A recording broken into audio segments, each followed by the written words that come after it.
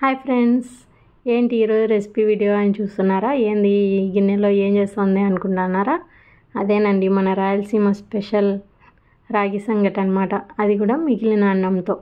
మధ్యాహ్నం అన్నం మిగిలి ఉంటుంది కదా, రాత్రిలో తినబుద్ధి కాదు అంతగా, అందుకని వేడివేడిగా రాగి సంగటి చేసేసుకుంటే బాగుంటుంది. కాబట్టి ఇట్లా రాగి సంగటి చేసుకుందామని ఈ రెసిపీ మీతో కూడా షేర్ చేసుకుందామని మీకు వీడియో షేర్ చేసుకుంటున్నాను. ఫస్ట్ అయితే అన్నం, మిగిలిన అన్నం ఇంకా అందరికి సరిపోతుందిలే అని ఇంకా అన్నం ఉంటే అన్నం, మిగిలిన అన్నం ఇలా చేత్తో బాగా పిసికేసుకొని మెత్తగా చేసేసుకొని ఇంకా అందులోకి నీళ్లు పోసుకోవాలి. ఒక ముక్కాలు భాగం వేసుకోండి, గిన్నెకు ముక్కాలు భాగం వచ్చేంత వరకు నీళ్లు వేసుకోండి. నీళ్లు వేసుకొని ఇలా ఉండలు ఉండలు లేకుండా చేత్తో ఒకసారి పిసికేయండి. మనం హైజీన్గానే కదా ఏంది చేయి పెట్టి ఇలా చేస్తుంది అనుకోవద్దండి. ఇంట్లోకే కదా, హ్యాండ్స్ వాష్ చేసుకొని మొత్తం నీట్గానే చేస్తాం కదా, ఇలా ఉంటలు లేకుండా చేసుకుంటే బాగుంటుందన్నమాట. నెక్స్ట్ ఇంకా స్టవ్ మీద పెట్టేసేసుకొని కొద్దిగా ఉప్పు, కల్లుప్పు వేసుకొని ఒక 1/2 టేబుల్ స్పూన్, ఆల్రెడీ మేము అన్నం చేసేటప్పుడే కొద్దిగా ఉప్పు వేసింటాం కాబట్టి టేస్ట్ చూసుకొని వేసుకోండి. కొద్దిగా పొంగొచ్చి బాగా ఉడకనివ్వండి. అన్నం మొత్తం బాగా మెత్తగా అయిపోవాలన్నమాట. మనకు సంగటి గెలకడానికి ఈజీగా ఉంటుంది. ఇలా గంజిలాగా అయిపోవాలన్నమాట. బాగా మెత్తగా ఉడికిన తర్వాత ఇంకా ఈ రాగి పిండి ఉంటుంది కదా, మేము మిల్లులో పట్టించిందే. సూపర్ మార్కెట్స్లో కూడా దొరుకుతాయి, కానీ అవి ఒరిజినల్గా ఉంటాయో మొత్తం రాగి పిండితోనే ఉంటుందో మనకు తెలియదు. కాబట్టి మేమైతే రాగులు పట్టించుకుంటాం మిల్లులో. 1 కప్పు రాగి పిండి వేసేసుకొని అదే మనం చేసుకున్న అన్నం మొత్తం ఉడికిపోవాలి. ఇంకా ఇట్లా చేత్తో టచ్ చేసి చూస్తే వేళ్ళతో మెత్తగా అయిపోతుంది చూడండి. అలా అయిపోయిన తర్వాత 1 కప్పు రాగి పిండి వేసేసుకొని మూత పెట్టేసుకోండి. మూత అంటే ఫుల్ మూత పెట్టద్దండి, ఫుల్ మూత పెట్టేస్తే పొంగిపోయి కిందికి పడిపోతుంది. కొద్దిగా అది స్టీమ్ చేయడం అంటాం కదా, అట్లా ఆ వేడికే కొద్దిగా ఉడికిపోతుంది అన్నమాట రాగి పిండి. నెక్స్ట్ ఇంకా దింపేసుకొని ఇంకా ఉంటలు లేకుండా ఇలా గెలుక్కోవాలి రాగి పిండిని, రాగి సంగటిని.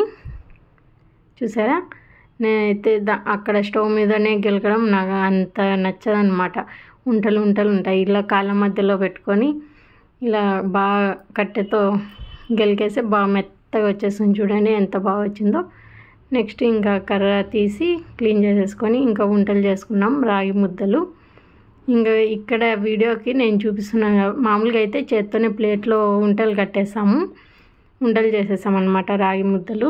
ఇంకా మీకు వీడియో షేర్ చేస్తున్నా కాబట్టి ఇంకా గిన్నెతో ఫస్ట్ కొత్తగా ట్రై చేసే వాళ్ళైతే ఇలా ఫస్ట్ ట్రై చేయండి.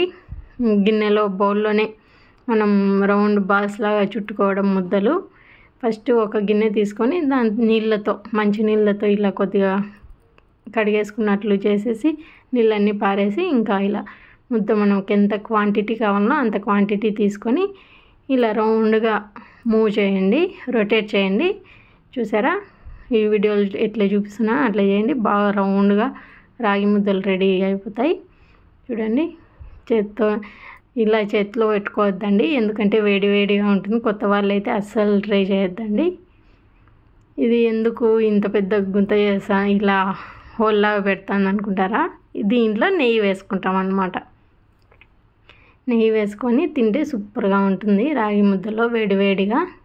చూసారా, అడుగు అంటకుండా బాగా నీట్గా వచ్చేస్తుంది అన్నమాట. ఇలా మీరు కూడా ఒకసారి ట్రై చేయండి ఫ్రెండ్స్. ఎలా మీకు నచ్చుతుందో నచ్చదో మీరే నాకు కామెంట్ చేయండి, లేదంటే మన వీడియోకి ఒక లైక్ వేయండి. కొత్తగా చూస్తున్న వాళ్ళైతే మన ఛానల్ను సబ్స్క్రైబ్ చేసుకోవడం మాత్రం మర్చిపోవద్దు ఫ్రెండ్స్. మన ఛానల్ను సపోర్ట్ చేయండి. చూసారా, ఇక్కడ ఇలా చేత్తో ఇలా తీసాం కదా హోల్లాగా, దాంట్లో అయితే నెయ్యి వేసేసుకున్నా. ఇది ఇంట్లో ప్రిపేర్ చేసిన నెయ్యి వేసుకొని ఈ వీడియో అయితే ఆల్మోస్ట్ ఎప్పుడు చాలా రోజులు అయింది మీతో షేర్ చేసుకోలేదు.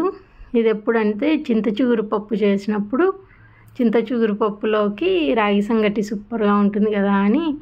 అన్నం మిగిలింది అనుకోండి, అన్నం అంతగా తినడానికి ప్రిఫర్ చేయరనమాట.